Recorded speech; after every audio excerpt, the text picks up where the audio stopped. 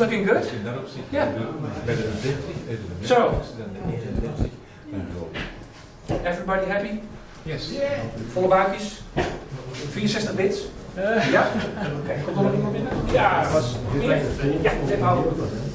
Kom lekker binnen. Het is nice and warm hier. There are 3 sessions before you, so you know. Lieve mensen, vandaag op deze mooie zaterdag hier in Koog aan de Zaan zijn we toe aan de laatste sessie over risico's. En wie kan wat mooier afsluiten dan Andrew Ronsley van Risk Developments CQ Arcom.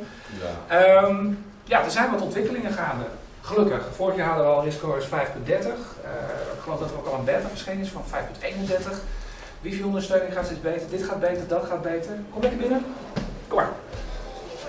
Maar wel op een strafbankje, want je bent te laat. Je besteedt nog wel even aandacht aan je Simon straks.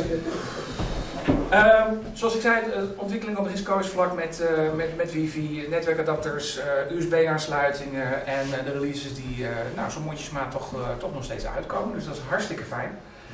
Maar ook op hardware-vlak zijn er ontwikkelingen. Is dat een... What is this? This one is a Hydra. This is a Hydra box? Yeah. It's a new one, isn't it? It's a new one with 3 processors. Mind blown. En ik heb ook moeite met 64 bits, dus... nee, maar we gaan het natuurlijk hebben ook over Moonshot, waar Robert Sprousen vanochtend al even aandacht aan heeft besteed. Ik heb Andrew al eerder gesproken, die vertelde me over stepping stones. Is een item dat onder de aandacht is. En zo zullen er misschien nog andere dingen zijn waar we helemaal geen weet van hebben. En dat gaat Andrew ons allemaal vertellen. What was this time? How many times are you here? Are you now here in Netherlands? Many. We used to do the Mercure Hotel in yeah. So I think it would be about 20 or 30 years ago. 20. It could be 20 years. At least. That's the second home. And I still don't speak the language. Too long for an introduction. Take it away. Okay. Well, hello everyone. It's good to see you all again. Thank you for coming to the talk. I'm going to do the talk in 2 halves. So first it will be Risk development, and I will be talking about Wi-Fi and the Iris browser, and also showing some of the ways that we are looking to bridge the gap between 32-bit RISC-OS and 64-bit. And then I will talk at the end about the Arcom computers and show some of the things in action as we go. Okay, so last year we... It's not that bad! I hope. No, he has a camera, so he will look at that. I know. Okay, so last year we launched the Wi-Fi support for Pi 4 and for Compute Module 4 and for the Pinebook Pro and basically anything with a Broadcom Wi-Fi chip in it. This is running on an old Forte 2 computer that we use for demonstration purposes. So this is a Raspberry Pi 4 inside the box. And you can see we have the network manager and the Wi-Fi icon. And these are all the available Wi-Fi networks. So I am told that the password is it in capitals, do we know? Or? No, not capitals. Not capitals, so just... Is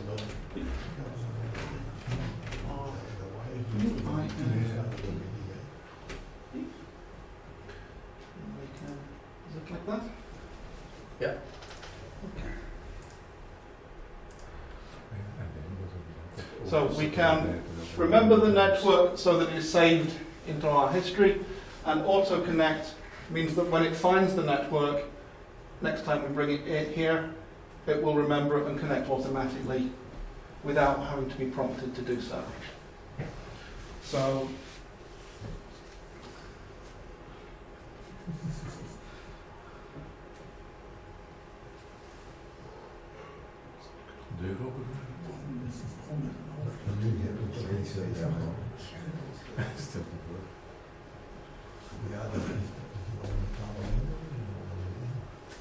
What can we stand with the other?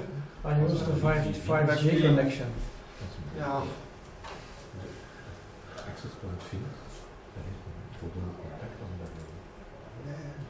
I will use, let's try the,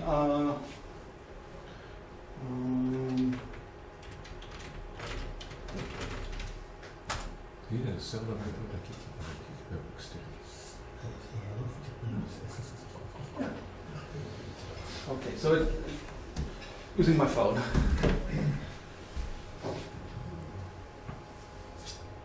Okay. Green. So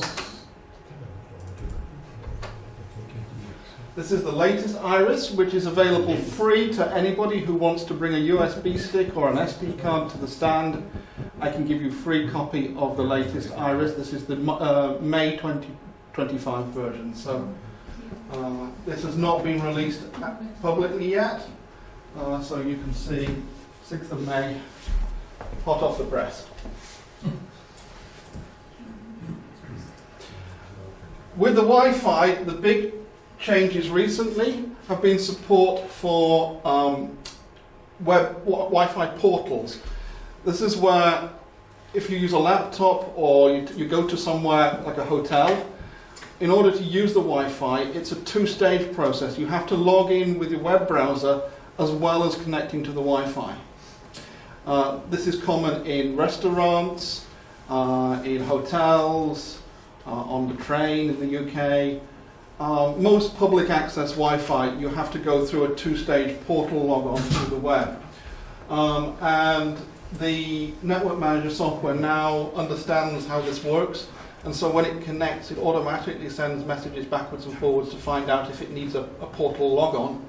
And if it does, it will automatically load the logon page in your browser and allow you to log on and then reconnect with the when the process is completed. So that's all automated in the new versions of the TCP/IP. And we have also done a lot of work to ensure that all of the features like the ShareFS disk sharing and changes to network settings can be applied live, so you don't need to reset whenever you make changes to your network connection, even when you're already connected. So you can change the ShareFS disk sharing for networking between your Acorn machines, and you can do all of that live, and then it will restore those shares automatically when you connect to the network on a future session. And it's smart enough to understand when you're not connected, so it won't attempt to share if you're not connected to a network. So it will wait till you're connected, and then when you're connected to the network, then it will share your shares on the network.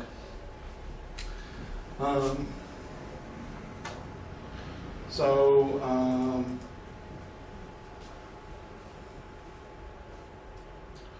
that is coming over from the Forte to the phone and out through the data connection on my phone to the rest of the world. I should say that the reason it didn't connect to the thing is most likely because there is no aerial on a Pi 4 except on the little tiny one on the board, so with only a small aerial we probably don't have enough signal strength to get through. Whereas because I'm only going a short distance to my phone, it works fine. It was connecting fine to the ROX one in the hall, but it doesn't see that in here. The Wi-Fi currently supports up to WPA2 encryption, well, you can see that it works, and you can connect to all the usual range of networking facilities that you would expect to with Wi-Fi. As I say, it works with Pi 4, also the Pi 3B Plus. I think the 3B also has the Wi-Fi. Compute Module 4 if you have the Wi-Fi version, and also with the Pinebook Pro. So that is Wi-Fi working. And again, if you have a USB stick, I can give you the latest versions free of charge on the at the show, just to give you a copy of the latest zip, and you can install that on all of your computers. Now, new in the latest version of Iris, we have, and this is the Iris web browser. If I go to document, show demo, and we go to Photodesk, we can load, this is a PDF of the Photodesk manual. The latest version of Iris has a complete PDF viewing application built into it. It's taking a moment to load. Let me just make sure I put it set to fast mode. It shouldn't take that long to come up.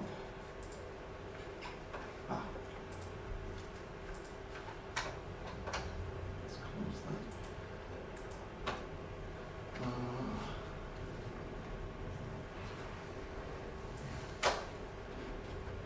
The PDF engine is entirely written in JavaScript, so it does benefit from the from the JIT being enabled, as you can see. The PDF engine that's in place inside Iris is probably the most advanced one for Riscos.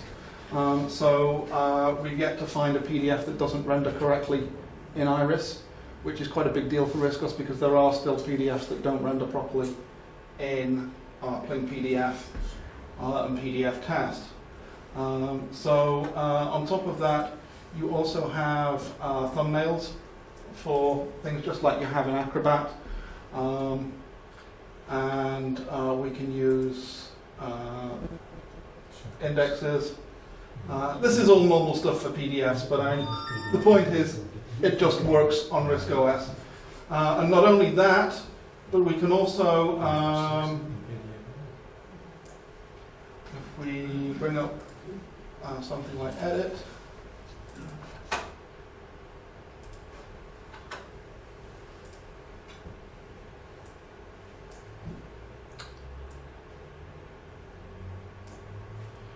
Control-C, Control-V, and we can copy and paste backwards and forwards with the PDF viewer, which again you can't do in PDF.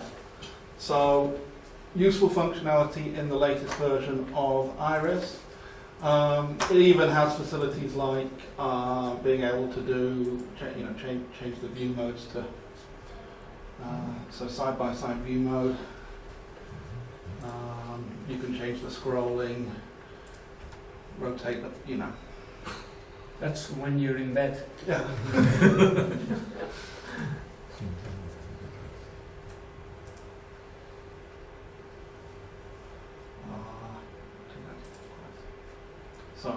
And I say all written in JavaScript, would you believe? That is new. We've also, since the version that we put out publicly, we also now have the ability to save the PDF out. And you can see that saved the PDF to the If you render. download the PDF, it will be automatically opened then? Yeah, basically if you go to a website with a PDF, so if we go, If you say so then. let's go for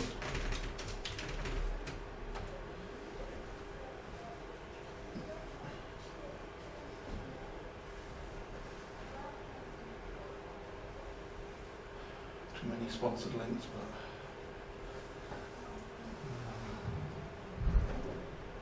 comes up. This was a very good, it takes a while to come up, this one, but it's a hugely complicated PDF that absolutely doesn't work in PDF. You do have to be able to say, be a bit patient because it's very graphics heavy and lots of but this is actually a PDF embedded in an HTML page,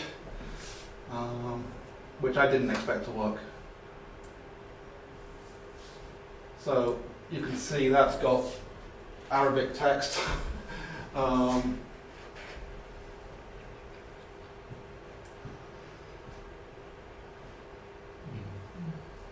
So there's no way Plain PDF's going to handle that. But if we can just click on that and we can save that down. That's that one. Because it's embedded, it doesn't come with a PDF file type, so you need to set that. If I double click on it, you'll see what this is what PDF made of that file. It's not pretty. You just basically just get the pictures. And yeah, it's a mess. So whereas if we load the same file into Iris, as I say, it does take a moment to process it, but the processing time I think is probably worth the wait. So.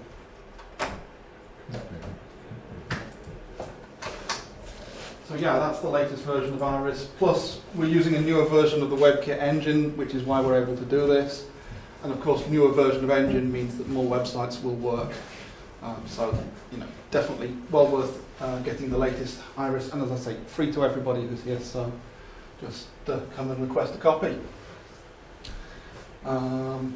Cool. So that's Iris and Wi-Fi.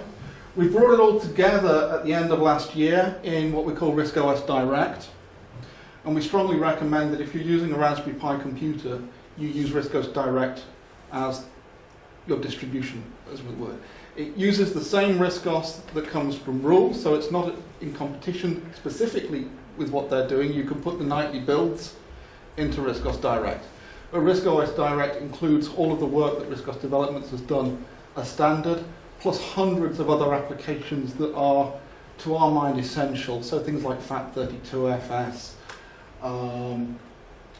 things like Ovation Pro, you get the Pinboard 2 and Iris, the networking from Rod, you get some graphics programs, networking programs, a full suite of applications as you would expect to use on RISC-OS. All ready to go.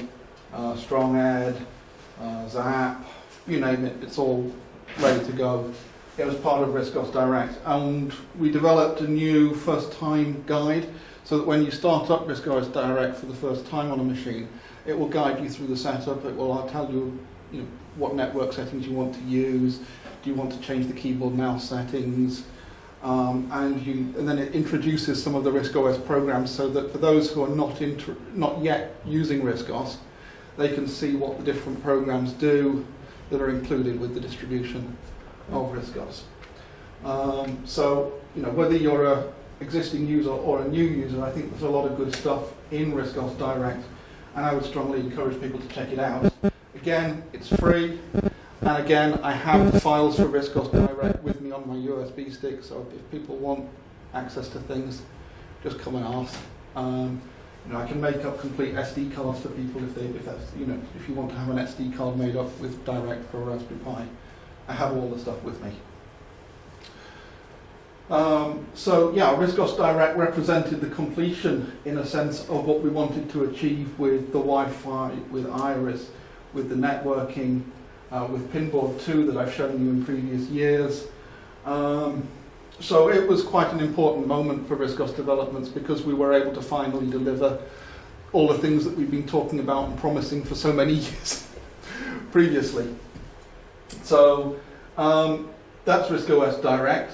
There are versions of Direct available in different shapes and forms for almost all of the computers available. Obviously Raspberry Pi compute module, Raspberry Pi 0 through to 4, the compute module, but we also have versions of Direct that ship with all of our computers, like the Pinebook Pro, the Pinebook Forte, the Hydra. You can get it for RPC-MU. There's a version of Direct for RPC-MU. So basically, you can run RISC-OS Direct on a vast range of machines, and hopefully will give you all of the good stuff that we've been working on for free. I will show another platform later in the talk, which you won't have seen RISC-OS Direct running on yet, but might be one of the more interesting ones of the afternoon.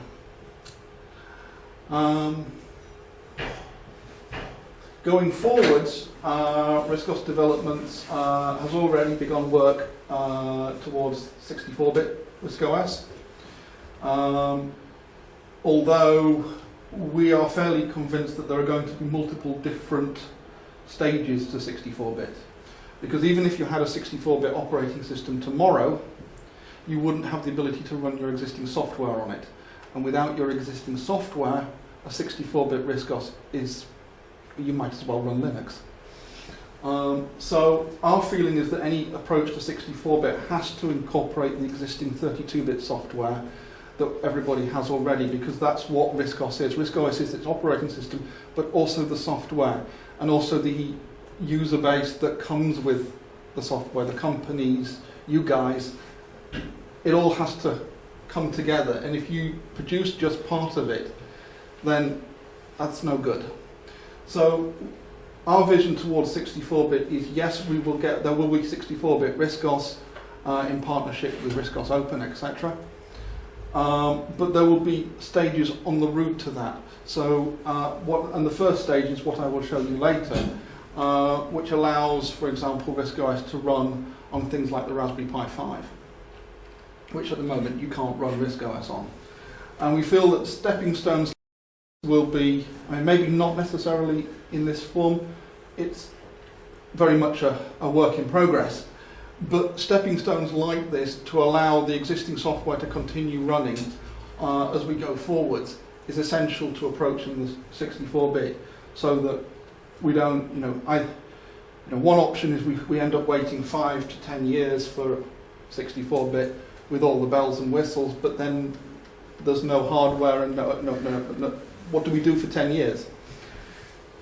If we can find the stepping stones towards that, then the market can move forwards along the road to 64-bit without having a huge cut-off in between. And that's what we're doing at RISC-OS Developments. We're also not asking for any money for 64-bit work at the moment, because we were a bit taken aback by the 2.5 million that was mentioned for the moonshot. This is me personally. My concern is that if the RISC-OS community has to raise £2.5 million, there isn't £2.5 million in RISC-OS as it stands. And if all of us had to raise that much money, there would be no money for the rest of the RISC-OS community. So the rest of the RISC-OS community, CJE Micros, LSR, RISC-OS Bits, RComp, Sine Nomine with the mapping software, we're a community of companies. And if we're all funding towards 64-bit, then the rest of the community goes by the wayside, because that's the only thing that we can fund. And if that doesn't work, we're in trouble. So RISC-OS Development says we're not taking money for the work that we're doing at the moment. We're going to use the money that we've got, and we want to make things, we want to deliver things, and then if we can come up with things that we can deliver, then we will ask for money if money will help deliver more. So let's make things first, demonstrate progress, and then see what we need to do going forwards. Sure, it's always helpful to have money to keep the business going, but I think trying to raise a huge amount of money for 64-bit from the beginning, it's not the right balance. We need to be able to start moving forwards with what we have, and then look to funding if it's needed. And that's the approach that we're taking at RISC-OS Developments. And as I say, we want to do it in partnership with everybody else, because what we don't want is sort of multiple different 64-bit things all competing with each other. So there will be stages along the way, and those stages may not be the final thing, but the stages will allow us to move forwards with hardware, run 32-bit applications on more modern hardware, things like that. And I think that will be important stepping stones towards a final 64-bit that will happen years in the future. So, as I say, what I will be showing in a moment is what we're doing now with RISC-OS Direct on the Raspberry Pi 5. So I think that probably does everything I need to show on Forte. So what I'm going to do now is switch over to the Hydra computer. And in the Hydra has multiple processors in one box.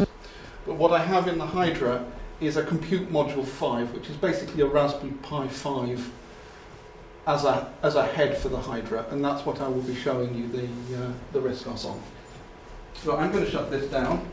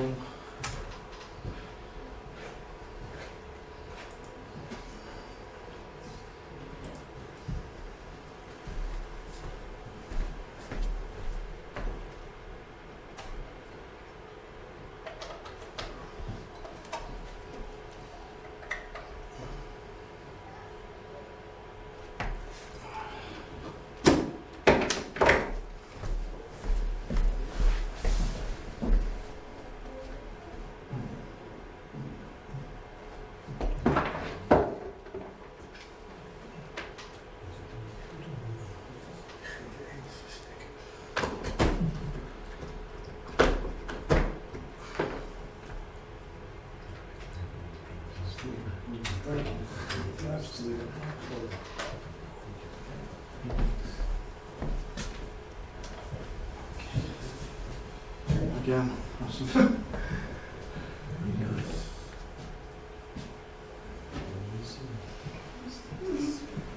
I normally use it on quite a big monitor, so I'm just slightly worried what screen resolution I've got it set to.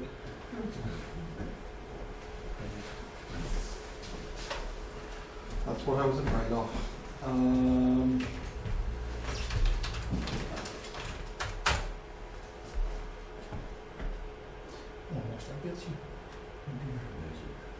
Well, tracking 1, did you do that? Mode 32. Oh yeah, that's the same.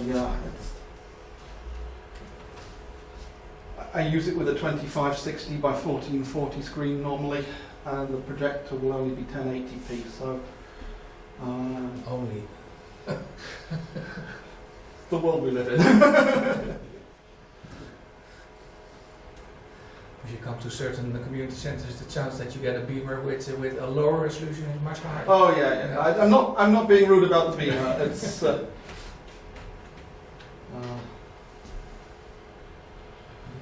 should test this.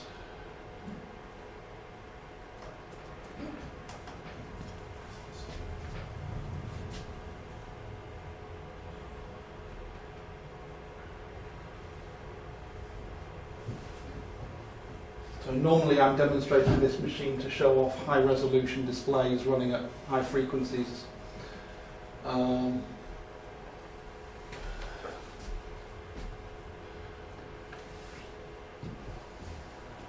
showed a picture a moment ago. We still have 5 minutes left. Maybe it's a better way to demonstrate it on your own screen at the stand? Or? Yeah, so I'm starting to think that might be. Does anybody have any questions about what RISC-OS Developments has been doing while I try and fight this to see if... No questions? Okay. I will have one more attempt at seeing if we can get something up on the screen. Would it help to find out what the maximum resolution of the It beamer would, is? but now it's not displaying anything. This is a full HD No. 1920. I would have expected it. Previously it came up with something at this point. So. Yeah, there was a little bit of a flash of a screen. When starting it was Yeah. working, but yeah, so maybe just do another attempt.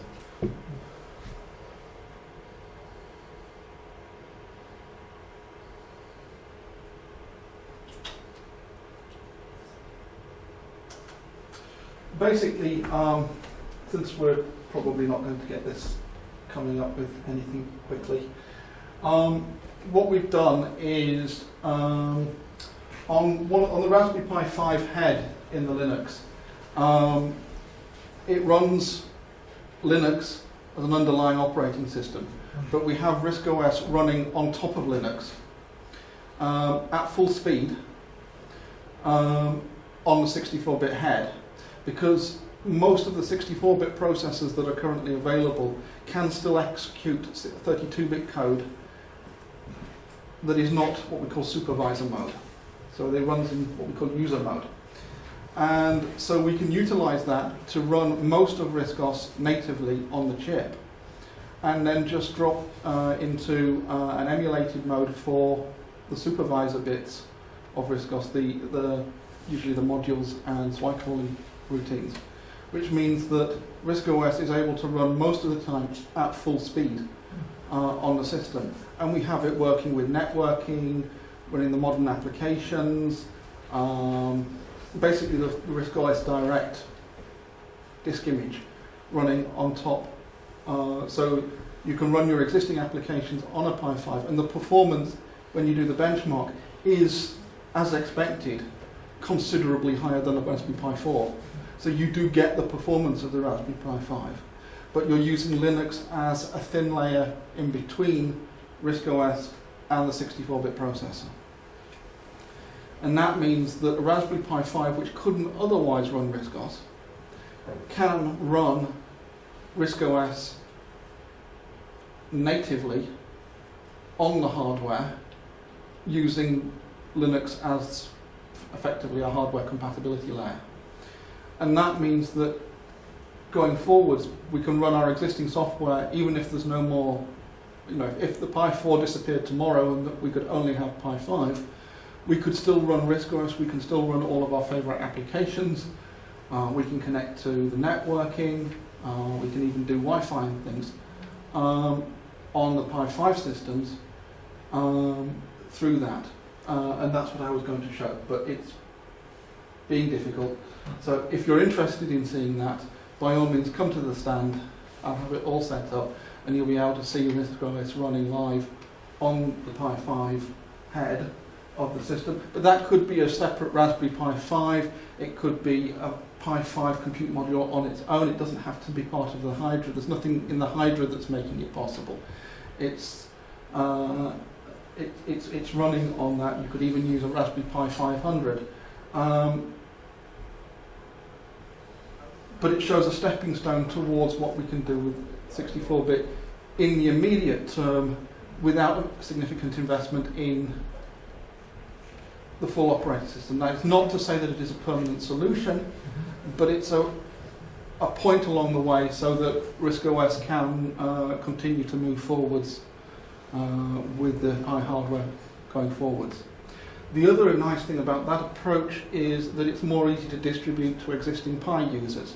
Because it doesn't require you to completely replace your Linux, we can supply it as a soft download that they can install on an existing Raspberry Pi. So if you've got somebody who's using their Pi as a Linux machine, they can download RISC-OS and have that on top of that, and experience RISC-OS without having the hassle of making a new SD card and learning the process. Is this purely a ARCOM No, in between stepping stone? This is RISC-OS. I mean, I developed it with an ARCOM hat on it, but I've given it to RISC-OS developments because it benefits the whole community. Okay. I don't think that 64-bit and this kind of technology should be proprietary to one company because, and that's why I wanted to focus it as RISC-OS Direct, not ARCOM, because RISC-OS Direct is for everybody, not just ARCOM customers. Well, I think it's a nice in-between. I mentioned also to Robert, there's some guy in the States, Mr. Bill Gates, who has $200 billion to spend somewhere. Maybe there is a bucket of 2.5 million available for you, with the right answers. So,